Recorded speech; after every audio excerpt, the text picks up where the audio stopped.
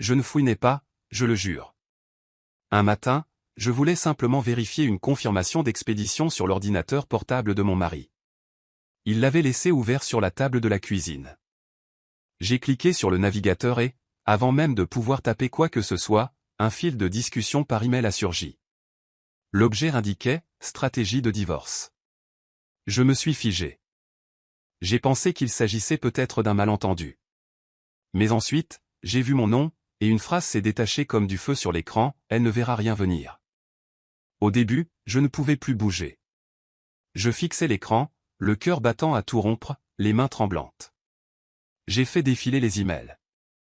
Il y avait des échanges entre Thomas et un avocat spécialisé dans le divorce. Ils discutaient depuis des semaines. Ils planifiaient tout dans mon dos. Ils voulaient déposer la demande en premier, dissimuler des actifs et manipuler la réalité pour me faire passer pour la méchante. Ils prévoyaient de dire que j'étais instable, que je ne contribuais pas au mariage, et qu'ils méritaient plus de la moitié de nos biens. Ils mentionnaient même l'idée de me couper l'accès à nos comptes avant que je ne puisse réagir. J'avais l'impression de ne plus pouvoir respirer.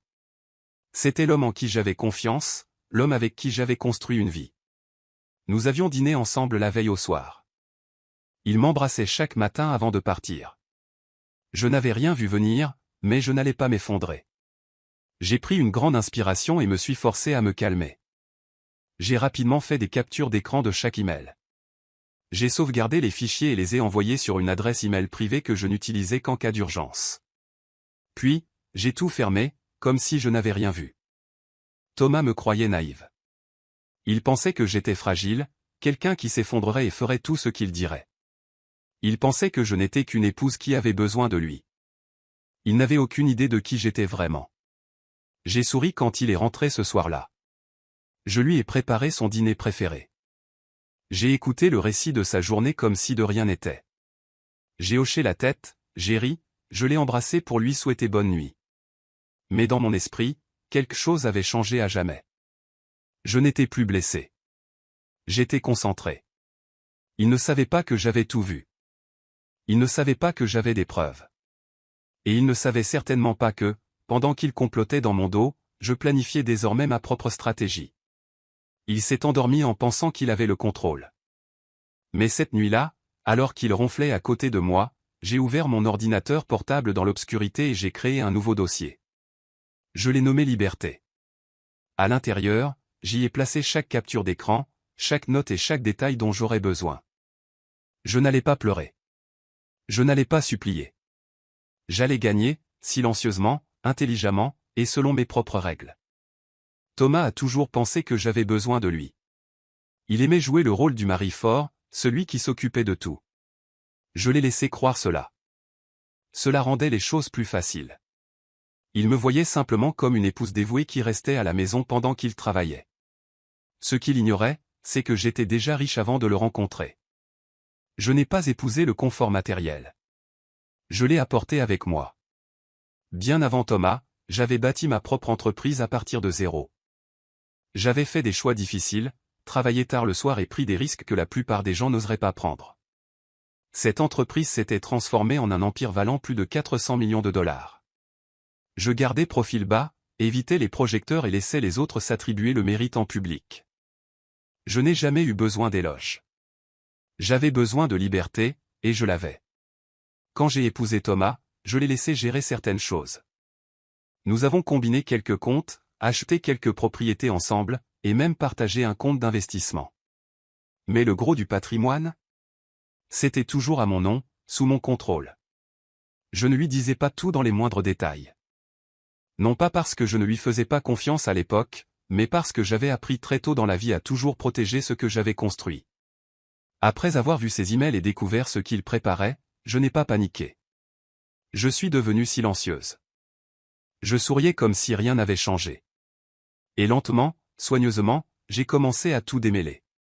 J'ai passé en revue chaque compte joint et dressé une liste de ce qui était à mon nom et de ce qui ne l'était pas. J'ai examiné les propriétés, les actions, les trusts. J'ai pris des notes sur tout. Certaines choses étaient faciles à déplacer. D'autres prendraient du temps. Mais j'avais la patience, et j'avais un plan. J'ai passé quelques appels à mon comptable, mon avocat d'affaires et une vieille amie spécialisée dans la protection des actifs. Nous ne parlions pas chez moi. J'utilisais un téléphone séparé, une ligne privée dont Thomas ignorait l'existence. Chaque conversation était calme, brève et directe. J'ai commencé par les bases. J'ai séparé mon nom des choses que nous partagions. Je me suis retiré des comptes qui me liaient à ses affaires. J'ai clôturé tout ce qui me rendait vulnérable. Puis j'en ai ouvert de nouveaux. J'ai enregistré une société sous un nom que personne ne pourrait remonter jusqu'à moi. J'ai déplacé de petites sommes au début, rien de perceptible. À chaque étape, je vérifiais 2 fois. Pas d'erreur, pas de bruit, juste un progrès silencieux. Un après-midi, j'ai dit à Thomas que j'allais au spa. J'ai souri, embrassé sa joue et suis parti dans une voiture noire. Mais je ne suis allé à aucun spa. Je suis allé dans une banque privée, pas celle que nous utilisions ensemble. Une autre, sous un nom différent, avec des règles différentes. J'ai apporté des documents, des pièces d'identité et un plan. Quand je suis ressorti, j'avais ouvert un nouveau compte offshore. Propre, protégé, sécurisé. Un endroit où mon argent serait en sécurité, loin de sa portée. Je n'avais pas peur. Je me sentais stable. Il pensait avoir tout le pouvoir. Il pensait que je ne ferais que réagir. Mais il avait oublié qui il avait épousé. Il avait oublié ce que j'étais avant lui. Et maintenant, alors qu'il continuait de prétendre que j'étais aveugle, j'avais déjà 10 coups d'avance. À la maison, j'agissais comme si rien n'avait changé. Je souriais quand il franchissait la porte. Je lui préparais son café le matin, lui posais des questions sur ses réunions et riais de ses blagues sèches comme je l'avais toujours fait.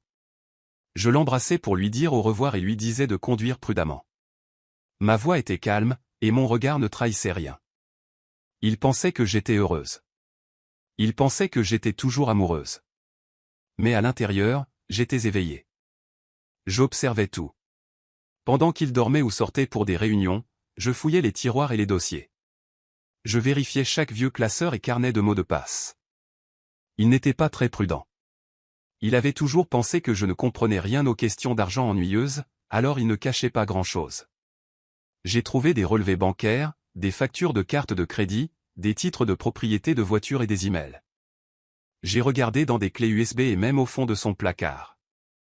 J'ai tout pris en photo avec mon téléphone. J'ai sauvegardé les fichiers dans un dossier caché. J'ai noté chaque mot de passe trouvé, chaque numéro de compte, chaque identifiant qu'il utilisait. Il utilisait toujours les mêmes mots de passe, encore et encore. Cela rendait les choses faciles. J'ai accédé à des comptes dont il pensait que j'ignorais l'existence. Certains comportaient des virements dont il ne m'avait jamais parlé. Certains portaient des noms que je ne reconnaissais pas. Je n'ai pas paniqué.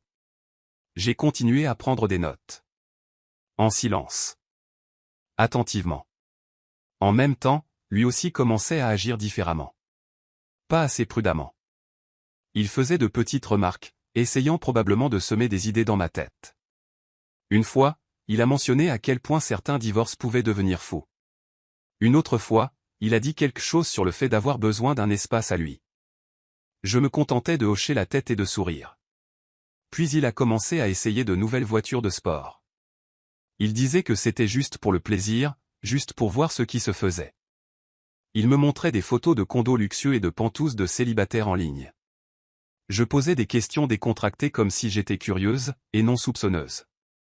Il expliquait chaque détail comme s'il voulait m'impressionner. Je le laissais parler. Il ne remarquait pas que je l'observais. Il pensait que j'étais lente à comprendre. Mais je collectais tout. Chaque recherche, chaque commentaire, chaque reçu. Je construisais un dossier sur mon ordinateur portable et le sauvegardais 2 fois. J'ai enregistré des copies sur une clé USB que je gardais cachée dans un tiroir à chaussettes. J'ai remarqué quand il a commencé à verrouiller la porte de son bureau à la maison. Avant, elle était toujours ouverte. Maintenant, il disait qu'il avait besoin de plus de concentration. J'ai souri à nouveau et dit que je comprenais. Cette nuit-là, après qu'il se soit endormi, j'ai utilisé la clé de rechange qu'il avait oublié que je possédais et j'ai discrètement regardé autour de moi. Rien de trop étrange au début. Mais plus je vérifiais, plus je voyais des choses qui ne collaient pas. Des lettres, des téléphones jetables, des cartes de visite que je n'avais jamais vues. Je n'ai rien pris. J'ai juste pris des photos. Et avant de partir, j'ai fait une dernière chose. J'ai placé une petite caméra cachée derrière une rangée de livres. Il ne la remarquerait pas. Elle était minuscule et le voyant lumineux était éteint. Il pense toujours que je suis la même femme qui lui confiait tout. Il n'a aucune idée que je le surveille maintenant. Aucune idée que j'écoute. Qu'il continue de penser que je suis dans le noir. C'est exactement là où je veux qu'il regarde. Pendant que je braque la lumière sur tout ce qu'il essaie de cacher. La caméra que j'ai placée dans son bureau a fonctionné mieux que prévu. La plupart du temps, il n'y avait rien de très important. Juste lui en train de taper, de parler au téléphone ou d'envoyer des emails. Mais un soir, quelque chose s'est produit qui a tout changé. Il ne savait pas que la caméra tournait quand son ami est venu. Ils ont fermé la porte, se sont servis des verres et ont commencé à parler comme s'ils n'avaient rien à cacher. Je regardais depuis mon ordinateur portable, assise dans une autre pièce, écouteurs sur les oreilles. Je ne m'attendais pas à grand-chose, jusqu'à ce que j'entende mon nom. Thomas a levé son verre et a dit « Je vais la dépouiller au tribunal ». Son ami a ri et a demandé « T'es sûr qu'elle ne va pas se défendre ?» Thomas a souri, elle est à l'ouest. Mon avocat met tout en place. On va faire fuiter de fausses preuves qu'elle m'a trompé. Des textos, des photos, tout. Une fois que les médias auront ça, elle n'aura aucune chance. Elle s'effondrera avant même qu'on mette les pieds au tribunal. J'avais les mains froides en écoutant. Ce n'était pas juste un divorce. Ce n'était pas quelqu'un qui quittait un mariage. C'était quelqu'un qui essayait de me détruire. Je suis resté assise là, écoutant chaque mot. Je n'ai pas pleuré. Je n'ai pas paniqué. J'ai juste regardé. Chaque seconde de cet enregistrement montrait la vérité. Il se fichait de l'amour ou de l'équité. Il voulait m'écraser, et il pensait pouvoir le faire facilement. Quand la vidéo s'est terminée, j'ai sauvegardé le fichier et en ai fait une copie. Puis je l'ai envoyé à mon avocate. Pas de message. Pas de questions. Elle m'a appelé quelques minutes plus tard. Sa voix était posée, mais je pouvais y percevoir une certaine tension.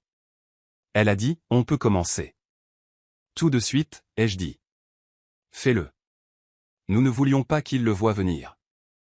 Alors la première étape n'a rien eu de grandiose ou de bruyant. Nous avons utilisé une société écran, quelque chose de petit, rien avec mon nom dessus.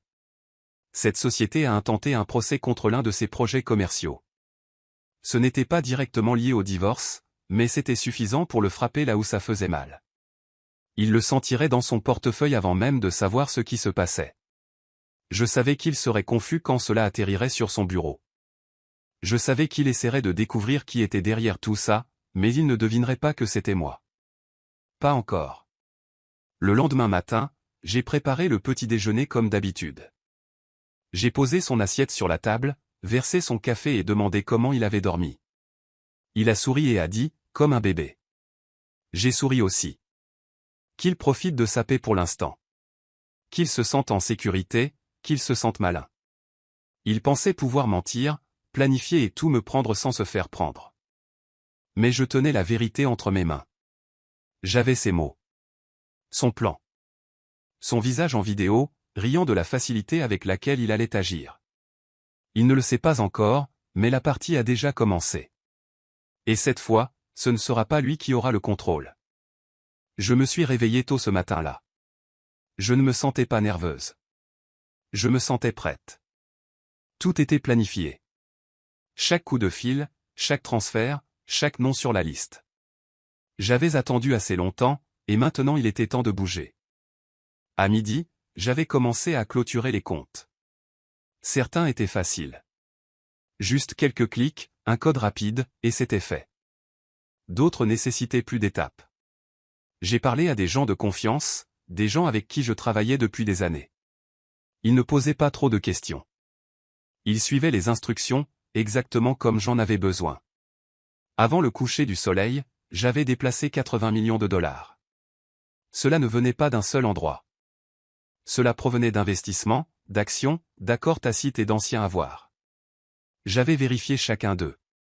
Certains étaient à mon nom depuis des années. Quelques-uns étaient conjoints, mais j'avais le pouvoir d'agir en premier. Tout est allé dans un trust. Pas un simple trust. Un trust solide, bâti avec les meilleurs esprits juridiques que je connaissais. Il avait des règles, des verrous et des strates qu'il ne pourrait jamais traverser. Son nom n'en était nulle part proche. Il ne connaissait même pas le nom de la société qui le détenait. Après cela, j'ai passé un dernier appel. C'était au sujet d'une maison que nous possédions près de la côte. Il aimait s'en vanter. Il pensait qu'elle faisait partie de notre vie commune, quelque chose qu'il pourrait réclamer plus tard. Ce qu'il ne savait pas, c'est que l'acte n'avait jamais été à nos deux noms. Elle avait été achetée par le biais d'une société holding sous un nom différent. Un nom qu'il n'avait jamais vu. Cette maison a été mise sur le marché discrètement.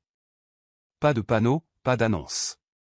Juste un acheteur, une transaction, un transfert. La vente a été propre et rapide. L'argent n'est allé sur aucun compte qu'il pouvait tracer. Il était hors de sa portée avant même qu'il ne remarque qu'il manquait. À la fin de la journée, je me suis adossé à mon fauteuil et j'ai regardé la liste. Tout ce que j'avais besoin de protéger était en sécurité. Le reste pouvait attendre. Mon assistante est entrée, tenant sa tablette. Elle m'a regardé et a demandé, « Dois-je réserver le jet ?» J'ai réfléchi un instant. J'ai regardé par la fenêtre. Le ciel était dégagé. Tout était calme. Pas encore, ai-je dit. Il y avait encore quelque chose que je voulais terminer. Quelques pièces supplémentaires à mettre en place. Pas encore, ai-je répété. Encore une semaine. Elle a hoché la tête et a quitté la pièce. Je me suis penché en arrière et j'ai fermé les yeux. J'avais pris ce qui était à moi. Je l'avais déplacé loin de ses mains. Il pensait avoir du temps. Il pensait avoir le contrôle. Mais maintenant, les choses sur lesquelles il comptait, l'argent, la propriété, l'accès lui échappaient. Et le meilleur, c'est qu'il n'avait toujours aucune idée de ce que j'avais fait. Je me suis assise au bord du lit et j'ai regardé mes mains. J'ai laissé mes épaules tomber et pris une profonde inspiration. Puis je l'ai appelé doucement. Il était dans l'autre pièce. J'ai rendu ma voix toute petite, comme si je n'étais pas sûr de moi. Quand il est entré, j'ai levé les yeux lentement. Je n'ai pas parlé tout de suite. Je voulais donner l'impression de lutter pour trouver mes mots. Il s'est assis à côté de moi, attendant. Je ne sais pas ce qui ne va pas chez moi ces derniers temps, ai-je dit. Je ne me sens pas bien. C'est peut-être tout qui s'accumule. Il m'a regardé avec inquiétude. Ou du moins, il a essayé d'avoir l'air inquiet. Je voyais bien que ce n'était pas réel. Ses yeux ne correspondaient pas à ses paroles. Il a légèrement incliné la tête et posé sa main sur la mienne. « Tu as été sous pression » a-t-il dit. « Peut-être as-tu juste besoin d'un peu d'espace. Peut-être que nous en avons besoin tous les deux. » J'ai hoché la tête lentement. « Peut-être, ai-je chuchoté. Peut-être devrions-nous faire une pause loin de tout ça. » Il m'observait attentivement. « Qu'est-ce que tu veux dire ? » Je ne sais pas, ai-je dit en soupirant. Je n'ai juste pas l'énergie pour les affaires en ce moment. Peut-être devrais-je prendre du recul pendant un moment. Faire une pause. Respirer. Il n'a rien dit pendant une seconde. Puis il a souri doucement, tenant toujours ma main. Je pense que ça pourrait être une bonne idée, a-t-il dit. Un peu de temps séparé pourrait nous aider tous les deux. J'ai détourné le regard comme si j'étais incertaine. Comme si j'étais triste à ce sujet. À l'intérieur, j'étais calme. Chaque mot que je prononçais faisait partie d'un plan. J'avais besoin qu'il pense que j'étais fatigué. J'avais besoin qu'il croie que j'étais faible et perdu. S'il croyait cela, il ferait son mouvement. Et c'est exactement ce que je voulais. Pendant les jours suivants, j'ai agi de la même manière. Silencieuse, distante, pensive. Je n'ai pas parlé affaires. Je n'ai pas posé de questions sur sa journée. J'ai laissé le silence remplir la pièce. Il a commencé à marcher avec un peu plus d'assurance. Comme s'il se préparait déjà pour la suite. Un soir après le dîner, il a dit, « Je pense que nous faisons la bonne chose. » J'ai hoché la tête. Ouais. Peut-être que je ne suis pas aussi forte que je le pensais. Il m'a adressé un sourire doux et n'a rien dit de plus. Puis il a quitté la pièce. Ce qu'il ignorait, c'est que j'avais vu le message qu'il avait envoyé quelques minutes plus tard. J'avais accès à tout maintenant. Ses emails, ses textos, même les sauvegardes de son téléphone. J'ai lu le message dès qu'il a quitté son écran. C'était à son avocat. Simple, direct. Elle est sur le point de craquer. Allons-y. Il pensait avoir gagné. Il croyait que j'avais fini de me battre. Ce message me disait tout. Il était prêt à déposer la demande. Il était prêt à passer à l'étape suivante parce qu'il croyait que j'étais trop faible pour lui tenir tête. Mais ce qu'il ne savait pas, c'est que je n'avais jamais été aussi prête.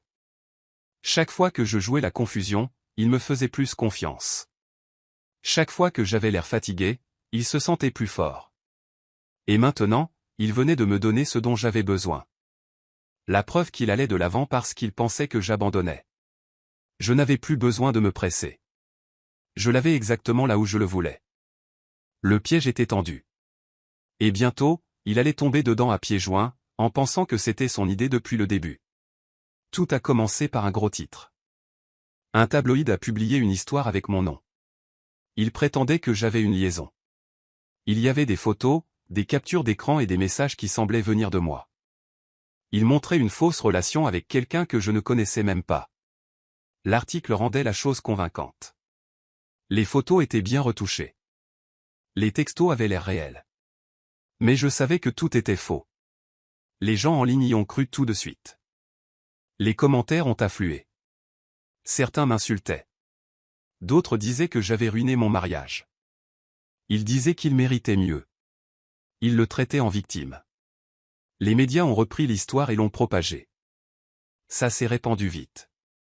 Il avait fait ça exprès. Il voulait contrôler le récit. Il n'avait même pas encore demandé le divorce. Mais il voulait que le public prenne son parti quand il le ferait. Il voulait salir mon nom avant que je puisse parler. Il pensait que si les gens croyaient que j'étais infidèle, ils se ficheraient de ce qu'il avait fait. Mais j'étais prête à ça. Je l'avais vu venir. Des semaines plus tôt, j'avais ajouté une experte en criminalistique numérique à mon équipe. Elle était formée pour trouver la vérité derrière les mensonges numériques. Je lui ai envoyé l'article et les photos. Elle savait déjà quoi chercher. Les photos étaient retouchées. La lumière ne correspondait pas. L'arrière-plan de l'une d'elles provenait d'un hôtel que je n'avais jamais visité. Les messages avaient été créés à l'aide d'une fausse application de messagerie. Les mots étaient collés ensemble pour ressembler à une conversation. Mais les fichiers numériques laissent toujours une trace. Elle l'a suivi. Les fichiers provenaient d'un téléphone jetable. Il était censé être intraçable. Mais il s'était connecté à notre Wi-Fi domestique plus d'une fois. Il utilisait le même réseau qui appartenait à notre maison. C'était une grave erreur. Il avait créé tout cela depuis notre salon. L'analyste a retracé les images et les fichiers jusqu'à cet appareil. Le téléphone avait été utilisé certains jours où j'étais hors de la ville. Il avait dû planifier cela soigneusement au fil du temps, croyant que personne ne le découvrirait jamais. Mais il avait tort. Une fois que nous avons eu la preuve, j'ai rencontré mon avocate. Nous avons préparé les documents juridiques. Le premier était pour diffamation. Il avait menti aux médias, sachant le mal que cela causerait. Le second était pour fraude numérique. Il avait utilisé de faux contenus pour nuire à mon nom et à ma réputation. Nous avons déposé les deux plaintes. Il avait essayé de gagner avant même que le vrai combat ne commence. Il voulait me faire paraître coupable avant que j'aie la chance de parler. Mais la vérité l'avait suivi. Jusqu'à son propre téléphone. Il pensait avoir le contrôle. Il pensait que son histoire serait la seule que les gens croiraient. Mais maintenant, la véritable histoire commençait à sortir. Et cette fois, elle avait des preuves à l'appui. J'ai décidé qu'il était temps de cesser de me taire. Il avait essayé de ruiner mon nom en public. Maintenant, j'étais prête à dire une partie de la vérité. Juste assez pour que les gens commencent à poser des questions. Nous avons rédigé une courte déclaration. Elle ne révélait pas tout. Elle était prudente. Elle disait simplement que j'avais été la cible de mensonges et que je prenais des mesures pour me protéger. Je n'ai pas mentionné son nom, mais je n'en avais pas besoin. Les gens ont compris. Je l'ai posté en ligne et l'ai envoyé à quelques journalistes de confiance. J'ai donné une interview discrète sous un nom différent. Je n'ai pas pleuré ni imploré de soutien. J'ai simplement exposé les faits. Comment certaines histoires ne tenaient pas debout. Comment quelqu'un de proche avait essayé de contrôler la vérité. Et comment certaines choses dans les médias n'étaient pas réelles. Les gens ont commencé à remarquer. Ils ont commencé à demander, et si elle avait raison? Ils ont commencé à le regarder différemment. Quelques personnes sont même retournées voir l'histoire de la fausse liaison et ont souligné à quel point elle semblait étrange. Les commentaires ont changé. De plus en plus de gens disaient que quelque chose clochait. Il n'a pas aimé ça. Il avait toujours tenu à son image. Il voulait que les gens pensent qu'il était prospère, charmant et gentil. Mais maintenant, les gens utilisaient d'autres mots. Égoïste. Contrôlant. Froid. Les gens ont commencé à se souvenir de la façon dont il me coupait la parole lors d'événements. Comment il agissait de manière distante en public. Comment il avait un jour plaisanté sur le fait de « dresser » sa femme. Il n'a pas fallu longtemps pour que les marques avec lesquelles il travaillait commencent à prendre leur distance. Une entreprise de vêtements a mis en pause une campagne dont il faisait partie. Une firme technologique a supprimé un post avec son visage. L'un de ses sponsors a fait une annonce discrète indiquant qu'il réexaminait leur partenariat. Il a commencé à appeler les gens. Il a essayé de réparer les choses. Mais les dégâts avaient commencé. Les gens étaient incertains maintenant. Personne ne voulait être la prochaine entreprise prise dans un scandale. Ils ne disaient pas qu'il était coupable. Ils disaient juste qu'ils avaient besoin de temps pour réfléchir. Puis son avocat l'a lâché. Sans avertissement. Pas de communiqué de presse. Juste une lettre envoyée directement à lui, disant qu'il ne pouvait plus continuer à travailler sur son dossier. Il n'a pas compris au début. Il les a appelés encore et encore. Mais c'était fini. Il ne voulait pas faire partie de ce qui allait arriver. Je l'ai découvert le jour même. Je n'ai pas fait la fête. Je l'ai juste noté dans mes dossiers. Une autre étape. Un autre tournant. Il avait essayé de me faire passer pour celle qui avait échoué. Il avait essayé de créer une histoire où il était la victime. Mais l'histoire changeait maintenant. Les gens commençaient à voir ce que j'avais vu depuis le début. Je n'avais pas besoin de crier ou de hurler pour être entendu. J'avais juste besoin de parler clairement une fois. Maintenant, le silence autour de lui était plus fort que tout ce que j'aurais pu dire. Et je n'avais pas encore fini. Le jour où nous sommes entrés dans la salle d'audience, tout semblait calme. Mais je savais ce qui arrivait. Il est entré avec ce même air confiant qu'il avait toujours. Il a fait un signe de tête aux gens comme s'il avait déjà gagné.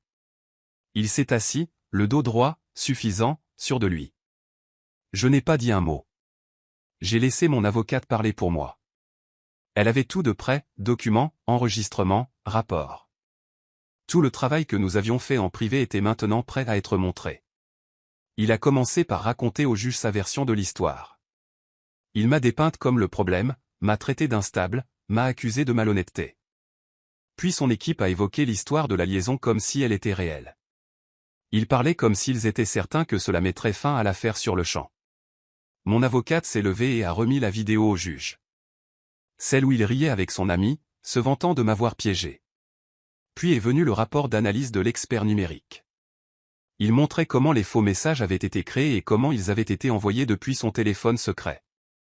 Il montrait même quand et où le téléphone s'était connecté à notre Wi-Fi. Il a commencé à remuer sur sa chaise. Il a détourné le regard du juge. Ses mains s'agitaient. Ensuite sont venus les documents financiers. Nous avons montré comment il avait déplacé de grosses sommes d'argent sans me le dire, ouvert des comptes cachés et menti sur les investissements.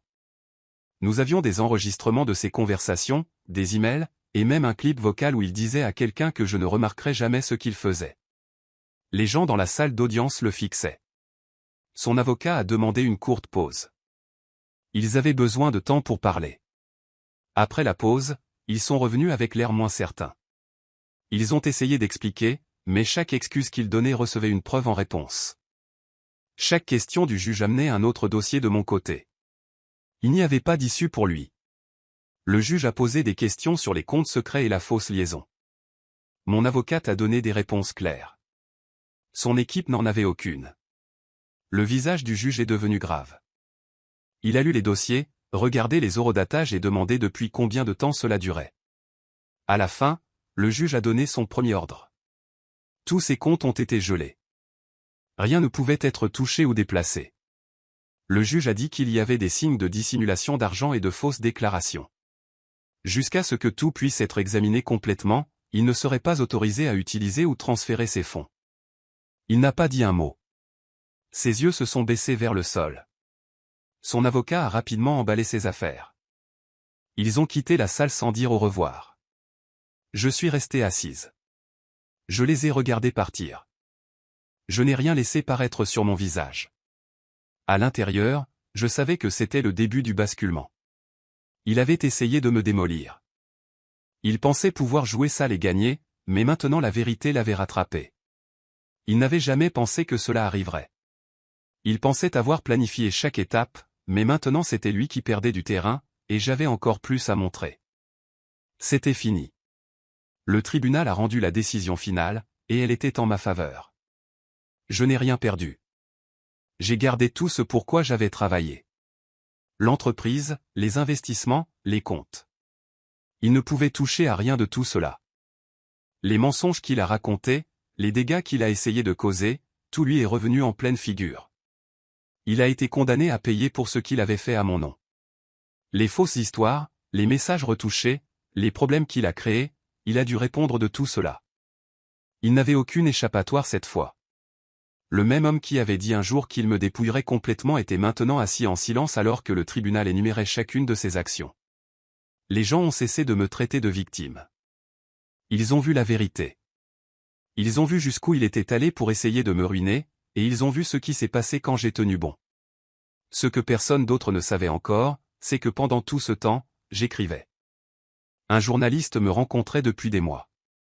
Tranquillement, patiemment, nous avions tout enregistré. Chaque étape, chaque tournant. Je ne faisais pas que riposter. Je construisais quelque chose. L'histoire n'était plus seulement la mienne. C'était un avertissement. Un dossier. Une voix. Le titre était clair et tranchant, tu aurais dû te méfier. Une fois l'affaire terminée, j'ai racheté la maison de la plage. Celle qu'il avait essayé de garder. Celle dont il disait qu'elle était sa préférée. J'ai marché dans chaque pièce, me souvenant de la façon dont nous y planifions autrefois nos vacances. Comment nous nous asseyions sous le porche comme si tout était parfait. Il y avait une chose que je ne voulais pas garder. Le canapé du salon. Celui-là même où nous avions eu notre dernière vraie discussion avant que tout ne change. Il semblait lourd de souvenirs dont je n'avais plus besoin. Je l'ai fait sortir. Puis j'y ai mis le feu. J'ai regardé jusqu'à ce qu'il ne reste plus que des cendres. Je n'ai pas ressenti de regret. Je ne me suis pas senti désolé. Je me sentais achevé. Les gens qui doutaient autrefois de moi écoutaient maintenant. Les marques qui le soutenaient autrefois avaient disparu. Ses amis étaient devenus silencieux. Son nom ne tenait plus haut la tête. Il a essayé d'utiliser l'amour comme une faiblesse. Il pensait que s'il jouait vite et intelligemment, je resterais immobile. Mais il a commis une erreur. Une erreur dont il se souviendra toujours. Il pensait que j'étais faible parce que je l'aimais. Il avait oublié ce que j'avais fait avant de le rencontrer. Trahi, mais pas brisé. Son histoire prouve que la force s'élève dans le silence. Si vous croyez en la guérison, au pouvoir et à l'amour de soi, partagez ceci avec quelqu'un qui en a besoin. Aimez, commentez vos pensées et suivez pour plus d'histoires vraies de résilience après la chute. Votre force commence ici. Élevons-nous ensemble.